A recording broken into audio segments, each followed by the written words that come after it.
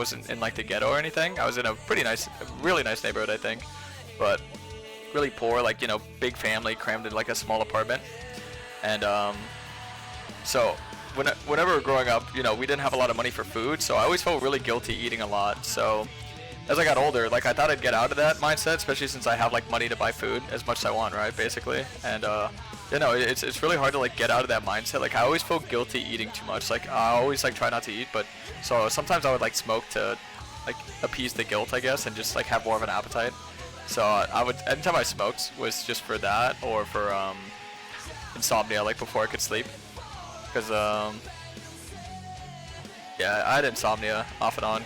You know, when you like fuck up your sleep schedule, sometimes you can like really mess up your sleeping pattern, and sometimes it's like it's bad. But I started doing that, and yeah, I didn't take edibles because sometimes, yeah, if they hit too hard in your head, that's when it like trigger my anxiety, and I start freaking out. So that's why I would like smoke instead of doing that. But honestly, I kind of stopped because I was just taking not melatonin but magnesium, like the little pills or even the powder. It helps me sleep, so don't even have to worry about it. I was actually a pretty healthy guy. All I really do is drink.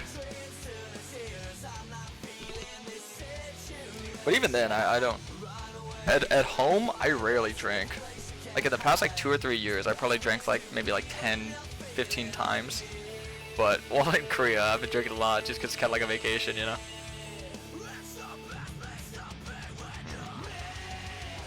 Alright, let me add my champ select. 2 wins today. I don't know if you guys have noticed, but I've definitely been trying to try out a bunch of different playstyles. After losing a bunch of games, I really like to kind of think outside of the box. And watching a couple of Perry Jung's games, it seems like he paths very similarly to NA that he does in Korea. And even watching a Gurren paths very similarly in EU, like high rank. The thing is, I figured that in really high rank, you can't really path selfishly, but a lot of these junglers do path very selfishly, so I'm thinking maybe I just path selfishly, and I stopped thinking so much about my team. I think swapping my ban over from Viego to Pantheon, and then also pathing more selfishly, are 2 really big things that can maybe skyrocket my win rate again. That's the thing that I say, like, I don't really take losses, like loss streaks, as like a negative thing. I kind of like to think about it in like a more positive light, where it's like, I can be doing something different, and I should be trying to figure out what that is.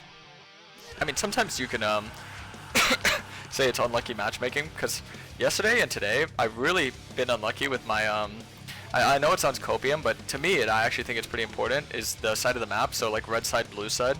I think blue side has a lot more value due to earlier ganking routes and better invading routes, because you get to invade and path for bot lane, as opposed to if you're red side, if you invade, you're usually pathing for top lane, unless it's like a level 1 invade, which is pure coin flip because it's team reliant, right?